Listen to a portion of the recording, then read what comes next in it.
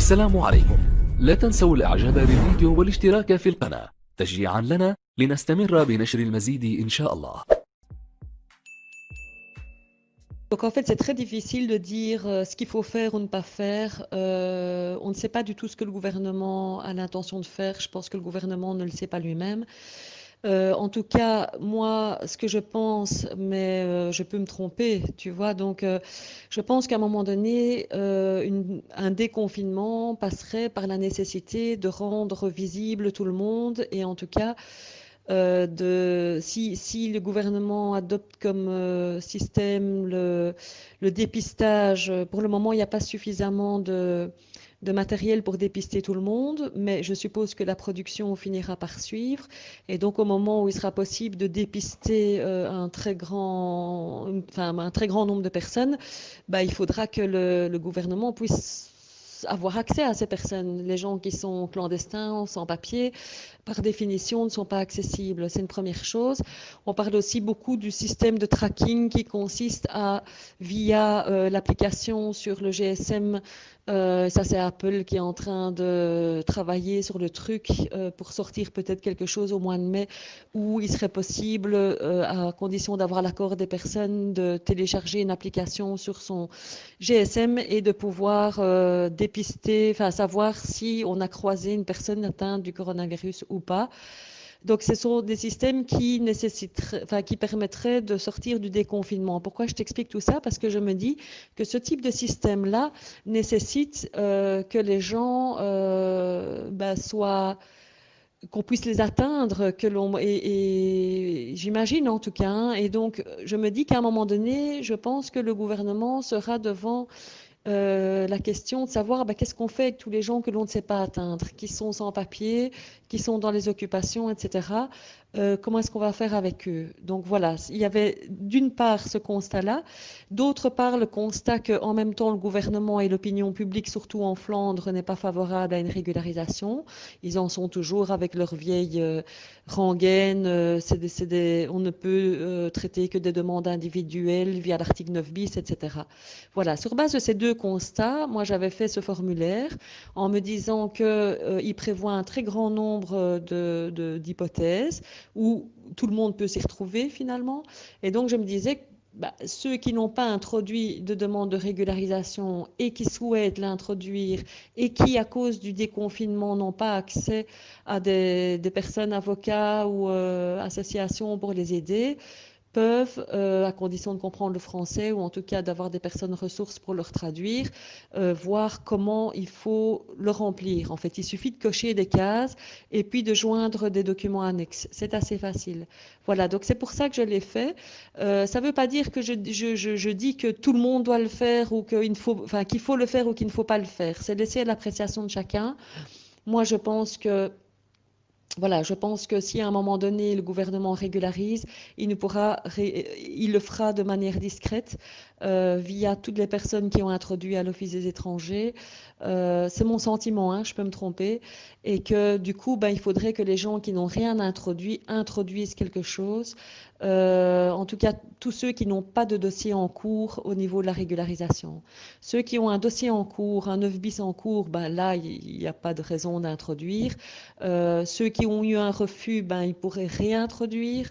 Ceux qui n'ont jamais rien introduit, à mon avis, s'ils souhaitent l'introduire, c'est une bonne chose. Voilà, moi j'ai toujours peur de dire il faut faire ceci ou il faut faire cela parce que je ne suis pas devin non plus et je ne sais pas du tout ce que l'avenir enfin, ce qui nous attend dans l'avenir. Donc, mais en tout cas, j'aurais tendance à dire ou à penser que si le gouvernement pense à régulariser, il va sans doute le faire pas par des grandes déclarations publiques aux médias, il le fera plutôt par des instructions données à l'Office des étrangers d'examiner de manière la plus souple possible les dossiers pour régulariser un grand nombre de personnes et que ce ne soit pas par des déclarations fracassantes dans la presse ni par un changement dans la loi. Et donc cet article 9 bis qui permet la régularisation donne une possibilité d'introduire des demandes. Il y a l'obstacle de la redevance, mais tu verras que tant dans ma note explicative que dans le formulaire, je prévois un petit point là-dessus. Cette redevance a été déclarée illégale et donc j'ai mis un petit blabla à ce sujet-là dans le formulaire de demande de régularisation. Et alors comme deuxième obstacle, il n'y a que durant le confinement, les communes ne savent pas vérifier que les gens résident à l'adresse et c'est pour ça, ce serait bien que les gens joignent une preuve de leur résidence. J'ai mis aussi quel genre de document pouvait être une preuve à titre d'exemple, tu liras dans cette note. Et alors, la troisième chose était qu'une demande de régularisation s'introduit au bourgmestre de la commune. Donc, évidemment, c'est une procédure qui prend du temps, mais on pourrait suggérer aux personnes qu'une fois qu'elles ont terminé le dossier, elles en fassent une copie avant de l'introduire. Elles l'introduisent par recommandé au bourgmestre et puis elles scannent tout leur dossier avec la preuve d'envoi par recommandé et elles envoient directement par mail le dossier scanné au bureau 9 bis de l'Office des étrangers. J'ai aussi mis les coordonnées du bureau 9 bis, l'adresse mail dans la note. Je t'encourage à la lire, tu verras, elle est quand même vachement complète. Pour la question de savoir s'il faut les encourager, donc ça je t'ai expliqué. Mais alors, est-ce qu'il faudrait peut-être se distinguer ceux qui en fait auraient les bons dossiers de ceux qui n'en ont pas et font uniquement pour avoir les tentatives crédibles. Donc ceux qui sont dans des cas régularisables, soit parce que plus de 65 ans ou 65 ans, ou des gens qui sont nécessaires auprès de leurs frères et leurs sœurs parce que mère célibataire avec enfants et donc ils sont un soutien, ils gardent les enfants, ou personne qui a des problèmes médicaux est en Belgique depuis longtemps, ou des gens qui sont depuis 2010-2011 en Belgique avec des enfants scolarisés. Tout ça, ce sont des hypothèses franchement régularisables. Et donc, il faut, eux, les pousser à introduire une demande, à payer la redevance, même si c'est cher. Maintenant, en plus, je crois qu'elle a augmenté à 363 €. Voilà. Pour tous les autres, si c'est uniquement pour avoir des tentatives crédibles et qu'on sait d'avance qu'ils ne sont pas du tout dans les critères de la pratique de l'Office étranger, ceux-là, il faut les informer que les chances sont tellement faibles que peut-être juste introduire une demande en argumentant que la redevance est illégale, donc sans payer la redevance, mais en sachant que de toute façon, il y aura un refus, un recours à faire et que voilà, que c'est pas avec ça qu'ils auront une régularisation, mais qu'au moins ils pourront après dire qu'ils ont fait des tentatives crédibles. لكم الناس اللي عندهم الناس الحظوظ بزاف هما الناس اللي عندهم 60 ابارتير 60 65 من 60 حتى ل 65 عام الناس الكبار.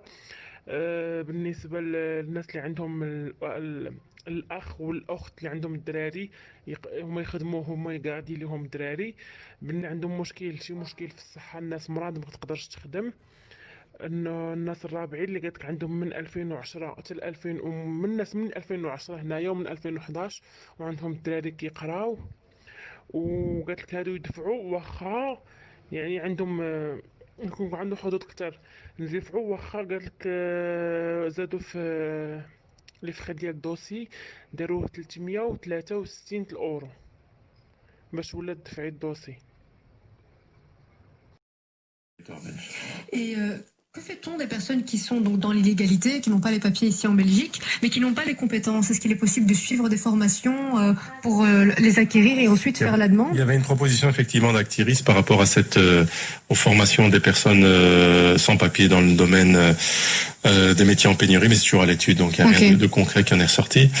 Mais effectivement, une personne qui a un contrat de travail mais qui n'est pas dans un domaine en pénurie c'est toujours une possibilité, peut introduire une demande de régularisation sur base de l'article 9 bis. C'est à l'appréciation de l'Office des étrangers. C'est ce qui est très important à toujours préciser, c'est que quelqu'un qui a un contrat de travail, qui a un certain nombre d'années de présence sur le territoire belge, qui a des preuves d'intégration, peut introduire une demande de régularisation. Et c'est à l'appréciation de l'Office des étrangers. Mais maintenant, quelqu'un qui a pas de contrat de travail, à proposer et qui n'a pas une durée suffisamment longue de présence sur le territoire belge, par exemple qui a depuis 1 an elle est sur le territoire belge, mais ça sert à rien qu'elle introduise une demande de régularisation, ce sera refusé. Okay. Donc il faut que le dossier soit bon. Un contrat de travail, une présence depuis une longue durée sur le territoire belge, et le mieux ce serait un travail dans les métiers en pénurie.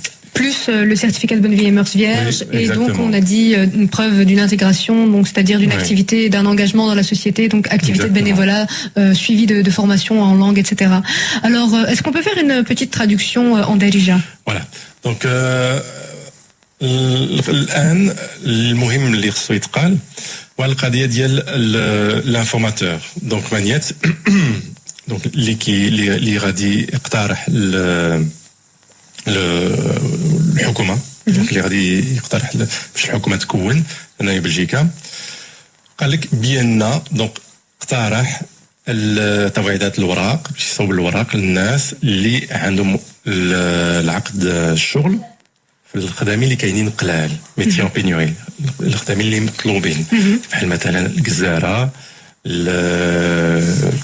مثلا اللي خدام في الضوء الالكتريسيتي البني وزيد دونك هاد الخدامين هادو مهمين بزاف لان هاد الخدامين كيتسموا الخدامين اللي مطلوبين هنايا في بلجيكا دونك اللي عنده الاقدميه هنايا في بلجيكا مثلا فوق من 5 سنين اللي عنده الكونطرا الخدمه ومن الاحسن في الخدمه اللي كاينه قليله بحال هادو اللي قلت عليكم دونك بوشري كويزينيي الكتريسيتي انفيرميي فوالا انفيرميي دونك هاد الخدامي هادو من الاحسن يقدر يدفع الطلب ديال الوراق على حسب الارتيكل 9 بيس لان الحكومه نقولوا تقدر تكون مستعده باش تحل الوراق يعني كاين هاد النقطه من الانفورماتور بول مانيات دونك ولكن اللي ما عندوش الكونطرا الخدمه واللي ما عندوش الاقدميه من الاحسن ما يدفعش لان الا دفع راه غادي يقولوا له بان مرفوض وزيد عليها غادي يقولوا خرج من البلاد في الدوسي يكون يعني على حد دوطريبو يكون مصوب مزيان ساعه يدفع وغادي يعطيو واحد الورقه كيتسمى اتيستاسيون دو ريسبسيون كدوز واحد المده ديال 3 شهور 4 شهور 5 شهور 6 شهور تقريبا وبعد هذه المده الوزير غادي يجاوب اما بالبوزيتيف اما بالنيجاتيف ولكن خاص ضروري هاد يعني الاثباتات بين الواحد عنده هنايا فوق من سنين ولا فوق من 5 سنين عنده يعني قديم هنايا بلجيكا ومندمج في هذه البلاد يعني تبع الدروس ديال الفرنساويه الفلامانيه شارك في شي جمعيه اي حاجه اللي كتثبت بان راه مندمج في بلجيكا ديك الساعه يقدر يدفع الملف ديالو. Donc on me demande le numéro de téléphone de Maître Ledim, on va le citer dans un instant. Et alors il y a quelqu'un qui me dit bonjour, mon frère est sans papier depuis 10 ans en Belgique, il travaille en déménagement. Est-ce que le déménagement est considéré comme étant un métier en pénurie? Dans le déménagement, donc sauf erreur de ma part, déjà est-ce que c'est un métier le déménagement? Donc c'est pas une fonction en tant que telle. Déménageur peut-être, je ne sais pas. Déménageur, enfin à ma connaissance, c'est pas une fonction, c'est pas un métier, c'est pas considéré comme étant un métier en tant que tel. Je peux peut-être me tromper, mais je pense pas. Donc il faut voir quel est dans le contrat de travail. C'est un contrat de travail qui pourrait avoir un contrat de travail d'ouvrier. Donc il pourrait introduire une demande de régularisation. Mais comme je l'ai dit, c'est mieux que ce soit dans les métiers en pénurie, puisque dans la note, on parle des métiers en pénurie qui sont à privilégier pour les métiers qui sont recherchés, mais il peut introduire une demande de régularisation sur l'article 9 bis et donc prouver qu'il est sur le territoire belge depuis 10 ans. Mais ça, ce qui est important, c'est vraiment d'avoir les preuves de cette présence sur le territoire belge depuis une longue durée. Merci beaucoup, Maître Ledim. Je répète encore une fois, les métiers considérés comme étant en pénurie en Belgique, c'est le métier de boucher, de constructeur, d'infirmier, de pâtissier ou de boulanger. Et il y en a encore d'autres. Vous pouvez tout simplement taper métier en pénurie sur Internet et vous trouverez des listes qui sont déjà préétablies. En fait, c'est très difficile de dire ce qu'il faut faire ou ne pas faire. On ne sait pas du tout ce que le gouvernement a l'intention de faire. Je pense que le gouvernement ne le sait pas lui-même.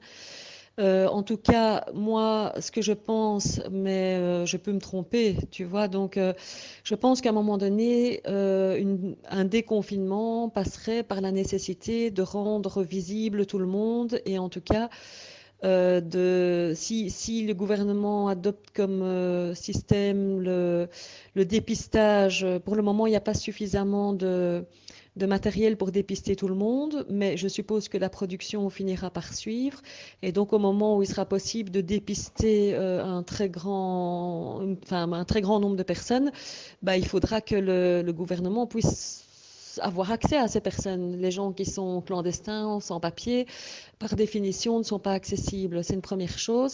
On parle aussi beaucoup du système de tracking qui consiste à, via l'application sur le GSM, ça c'est Apple qui est en train de travailler sur le truc pour sortir peut-être quelque chose au mois de mai où il serait possible, à condition d'avoir l'accord des personnes, de télécharger une application sur son GSM et de pouvoir dépister, enfin savoir si on a croisé une personne atteinte du coronavirus ou pas. Donc, ce sont des systèmes qui permettraient de sortir du déconfinement. Pourquoi je t'explique tout ça? Parce que je me dis que ce type de système-là nécessite que les gens qu'on puisse les atteindre, et j'imagine en tout cas, hein. Et donc, je me dis qu'à un moment donné, je pense que le gouvernement sera devant la question de savoir qu'est-ce qu'on fait avec tous les gens que l'on ne sait pas atteindre, qui sont sans papier, qui sont dans les occupations, etc. Comment est-ce qu'on va faire avec eux? Donc voilà, il y avait d'une part ce constat-là, d'autre part le constat qu'en même temps le gouvernement et l'opinion publique, surtout en Flandre, n'est pas favorable à une régularisation. Ils en sont toujours avec leur vieille rengaine. On ne peut traiter que des demandes individuelles via l'article 9 bis, etc. Voilà, sur base de ces deux constats, moi j'avais fait ce formulaire en me disant qu'il prévoit un très grand nombre d'hypothèses où tout le monde peut s'y retrouver finalement. Et donc je me disais que ceux qui n'ont pas introduit de demande de régularisation et qui souhaitent l'introduire et qui, à cause du déconfinement, n'ont pas accès à des personnes avocats ou associations pour les aider, peuvent, à condition de comprendre le français ou en tout cas d'avoir des personnes ressources pour leur traduire, voir comment il faut le remplir. En fait, il suffit de cocher des cases et puis de joindre des documents annexes. C'est assez facile. Voilà, donc c'est pour ça que je l'ai fait. Ça ne veut pas dire que je dis que tout le monde doit le faire ou qu'il faut le faire ou qu'il ne faut pas le faire. C'est laissé à l'appréciation de chacun. Moi, je pense que voilà, je pense que si à un moment donné le gouvernement régularise, il le fera de manière discrète via toutes les personnes qui ont introduit à l'Office des étrangers. C'est mon sentiment, hein, je peux me tromper, et que du coup, il faudrait que les gens qui n'ont rien introduit introduisent quelque chose. En tout cas, tous ceux qui n'ont pas de dossier en cours au niveau de la régularisation. Ceux qui ont un dossier en cours, un 9 bis en cours, là, il n'y a pas de raison d'introduire. Ceux qui ont eu un refus, ils pourraient réintroduire. Ceux qui n'ont jamais rien introduit, à mon avis, s'ils souhaitent l'introduire, c'est une bonne chose. Voilà, moi j'ai toujours peur de dire il faut faire ceci ou il faut faire cela parce que je ne suis pas devin non plus et je ne sais pas du tout ce que l'avenir enfin, ce qui nous attend dans l'avenir. Donc, mais en tout cas, j'aurais tendance à dire ou à penser que si le gouvernement pense à régulariser, il va sans doute le faire pas par des grandes déclarations publiques aux médias, il le fera plutôt par des instructions données à l'Office des étrangers d'examiner de manière la plus souple possible les dossiers pour régulariser un grand nombre de personnes et que ce ne soit pas par des déclarations fracassantes dans la presse ni par un changement dans la loi. Et donc, cet article 9 bis qui permet la régularisation donne une possibilité d'introduire des demandes. Il y a l'obstacle de la redevance, mais tu verras que tant dans ma note explicative que dans le formulaire, je prévois un petit point là-dessus. Cette redevance a été déclarée illégale et donc j'ai mis un petit blabla à ce sujet-là dans le formulaire de demande de régularisation. Et alors, comme deuxième obstacle, il n'y a que durant le confinement, les communes ne savent pas vérifier que les gens résident à l'adresse. Et c'est pour ça, ce serait bien que les gens joignent une preuve de leur résidence. J'ai mis aussi quel genre de document pouvait être une preuve. À titre d'exemple, tu diras, dans cette note. Et alors, la troisième chose était qu'une demande de régularisation s'introduit au bourgmestre de la commune. Donc, évidemment, c'est une procédure qui prend du temps, mais on pourrait suggérer aux personnes qu'une fois qu'elles ont terminé le dossier, elles en fassent une copie avant de l'introduire. Elles l'introduisent par recommandé au bourgmestre et puis elles scannent tout leur dossier avec la preuve d'envoi par recommandé et elles envoient directement par mail le dossier scanné au bureau 9 bis de l'Office des étrangers. J'ai aussi mis les coordonnées du bureau 9 bis, l'adresse mail dans la note. Je t'encourage à la lire, tu verras.